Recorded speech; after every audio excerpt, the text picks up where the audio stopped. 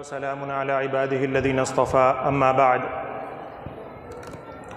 فقد قال الله تبارك وتعالى في كلامه المجيد وفرقانه الحميد وكتابه المنير أعوذ بالله من الشيطان الرجيم بسم الله الرحمن الرحيم يرفع الله الذين آمنوا منكم والذين أوتوا العلم درجات صدق اللہ العظیم۔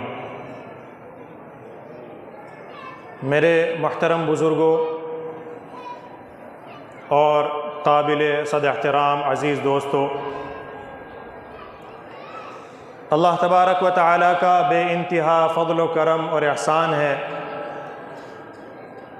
کہ اس نے آج ہم سب کو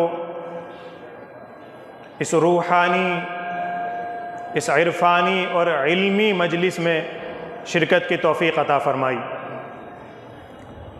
جیسا کہ آپ حضرات کے علم میں ہے کہ آج ماشاء اللہ ہمارے اس عظیم دینی درسگاہ سے الحمدللہ 130 طلبہ فارغ ہو رہے ہیں، اور ابھی وقت بھی بہت کم ہے۔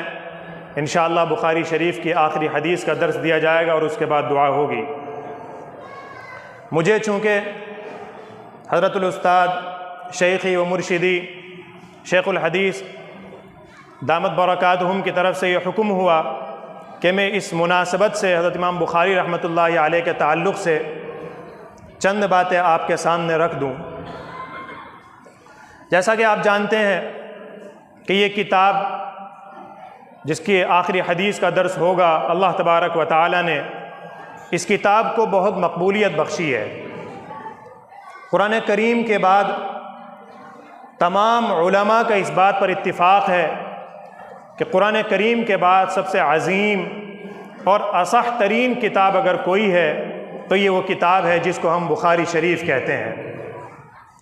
علامہ قسطلانی رحمۃ اللہ علیہ فرماتے ہیں کہ تمام امت کے نزدیک یہ بات متفقہ ہے، یہ بات مسلم ہے کہ بخاری شریف حدیث کی جتنی بھی کتابیں لکھی گئی ہیں ان میں سب سے اعلیٰ مقام رکھتی ہے، سب سے عمدہ مقام رکھتی ہے، اس کا مرتبہ ان سب سے بڑھ کر کے ہے۔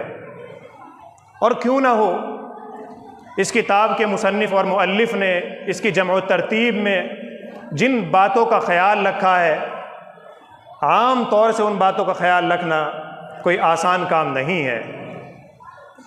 اس کتاب کی اہمیت کا اندازہ آپ اس سے لگائیے۔ ابو زید مروزی کہتے ہیں کہ میں مقام اور رکن کے درمیان تھا تو مجھے نیند آ گئی، میں لیٹ گیا، تو میں نے جناب رسول اللہ صلی اللہ علیہ وسلم کو خواب میں دیکھا۔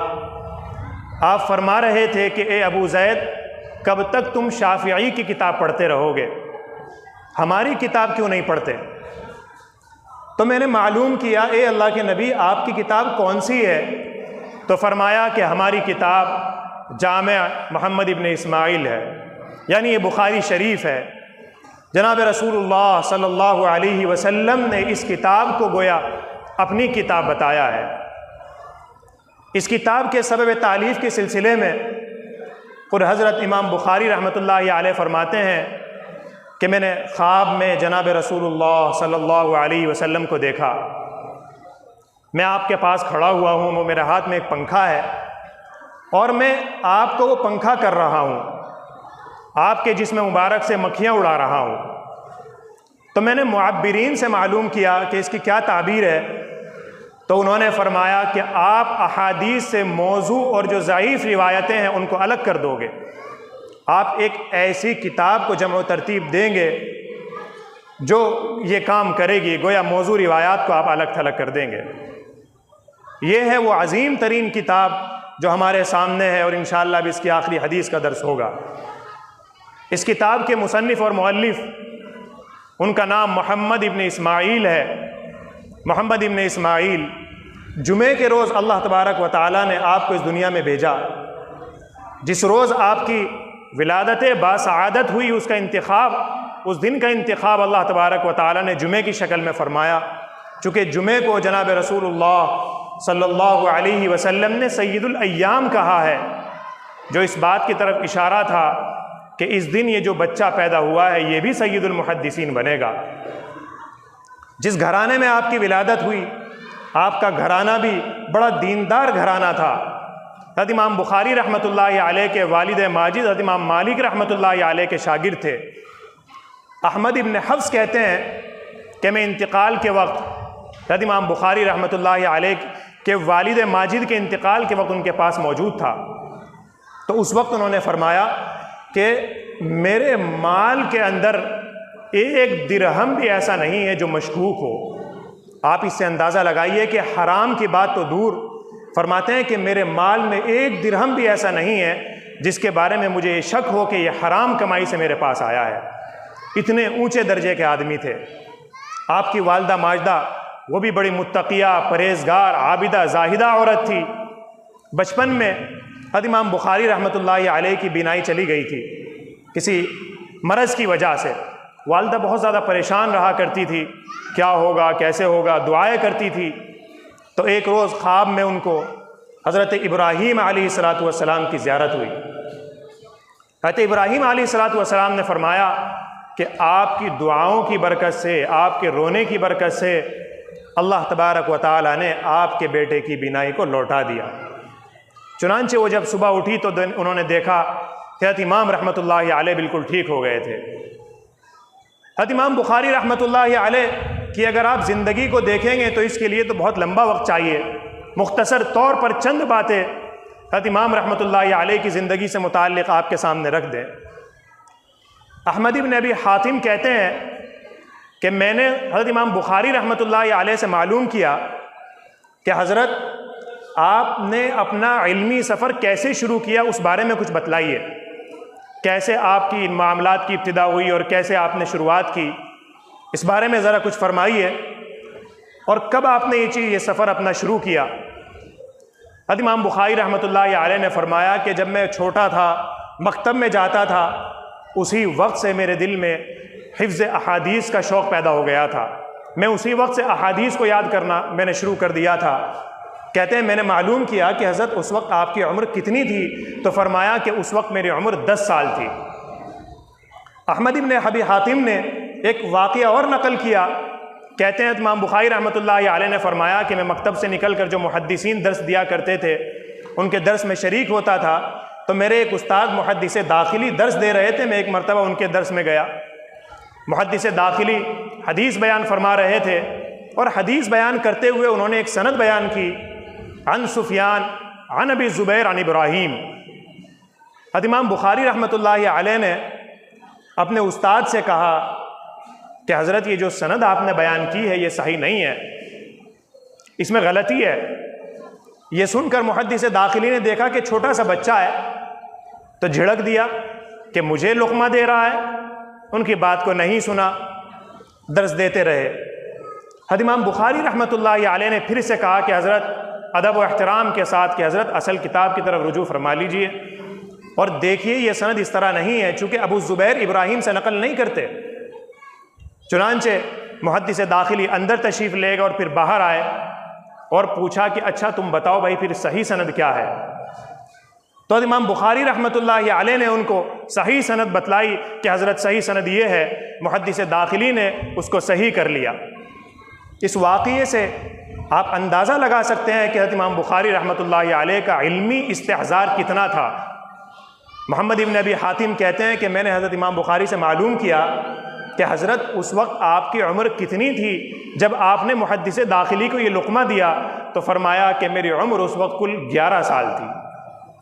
یہ تو حضرت امام بخاری رحمۃ اللہ علیہ کا علمی استحضار تھا، علمی جرت تھی، اور دوسری طرف محدث داخلی اتنے بڑے محدث استاد ہونے کے باوجود ایک چھوٹے سے بچے کی بات کو انہوں نے قبول کر لیا۔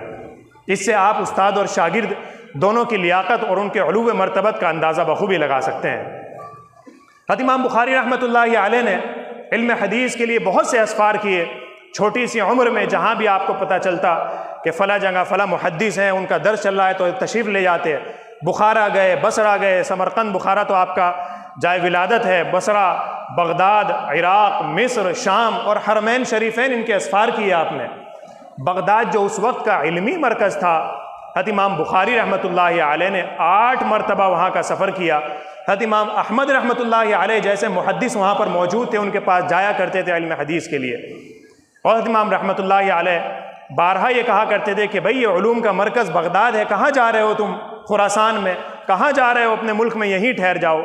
جب امام بخاری رحمۃ اللہ علیہ پر ابتلا کا زمانہ آیا تو حضرت امام احمد رحمۃ اللہ علیہ کی اس بات کو یاد کیا کرتے تھے اور کہا کرتے تھے اے کاش کہ میں اپنے استاد کی بات کو مان لیتا۔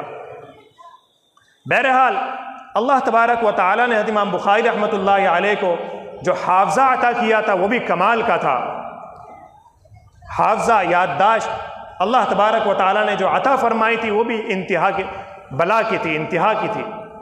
اس کا اندازہ آپ اس واقعے سے لگائیے۔ حاشد ابن اسماعیل کہتے ہیں کہ ہم بصرہ میں جب تھے تو محمد ابن اسماعیل بھی ہمارے ساتھ درس میں شریک ہوا کرتے تھے۔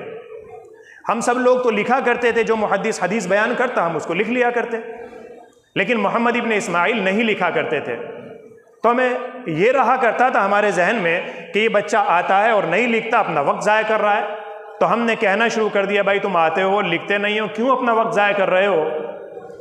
کہتے ہیں کہ جب بہت زیادہ یہ بات امام بخاری رحمۃ اللہ علیہ کے سامنے آئی تو امام بخاری رحمۃ اللہ علیہ نے فرمایا کہ بھائی اچھا جب تم نے مجھے پریشان ہی کر دیا، چلو اچھا یہ بتاؤ کہ تم نے کتنی احادیث لکھی ہیں؟ تو حاشد نے کہا کہ اس وقت ہمارے پاس 15,000 احادیث کا ذخیرہ موجود تھا جو ہم نے محدثین سے لکھا تھا۔ کہتے ہیں کہ امام بخاری رحمۃ اللہ علیہ نے فرمایا کہ دیکھو یہ جو احادیث تمہارے پاس لکھی ہوئی ہیں میں تمہیں سناتا ہوں، تم ان سے ملاتے چلے جاؤ۔ کہتے ہیں امام بخاری رحمۃ اللہ علیہ نے ان 15,000 احادیث کو ہمارے سامنے پڑھ کر کے سنا دیا۔ یہ حافظہ اللہ تبارک و تعالیٰ نے حضرت امام رحمۃ اللہ علیہ کو عطا کیا تھا۔ سلیم ابن مجاہد کہتے ہیں کہ ہم اپنے استاد محمد ابن سلام بیکندی کے پاس گئے تو محمد ابن سلام نے کہا کہ اگر تم تھوڑی دیر پہلے آتے تو تمہیں اپنے ایک شاگرد سے ملواتا، اور ایک جملہ ارشاد فرمایا کہ یہ میرا شاگرد ایک معجزہ ہے، معجزہ ہے، یعنی اس کو 70,000 احادیث یاد ہیں۔ سلیم ابن مجاہد کہتے ہیں کہ یہ سن کر کے بڑا تعجب ہوا اور میں وہاں سے خود ہی تلاش کرنے کے لیے نکل گیا۔ راستے میں میری ملاقات حضرت امام بخاری رحمۃ اللہ علیہ سے ہوئی تو میں نے معلوم کیا کہ کیا آپ کا یہ دعویٰ ہے آپ کو اتنی احادیث یاد ہیں؟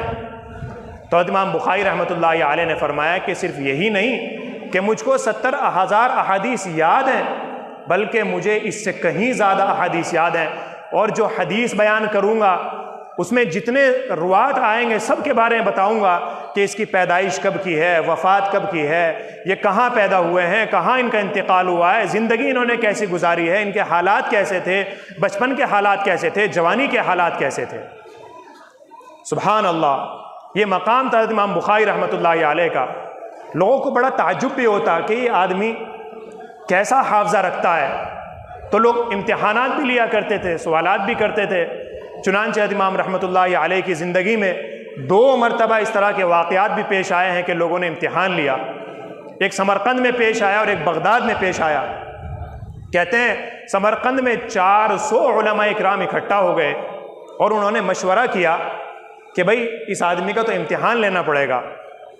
400 علماء کرام نے اکٹھا ہو کر کے احادیث کو جمع کیا، کچھ کی سند لی، کچھ کا متن لیا اور اس طریقے سے احادیث کو مکس کر دیا۔ اسی طرح کا واقعہ بغداد میں بھی پیش آیا۔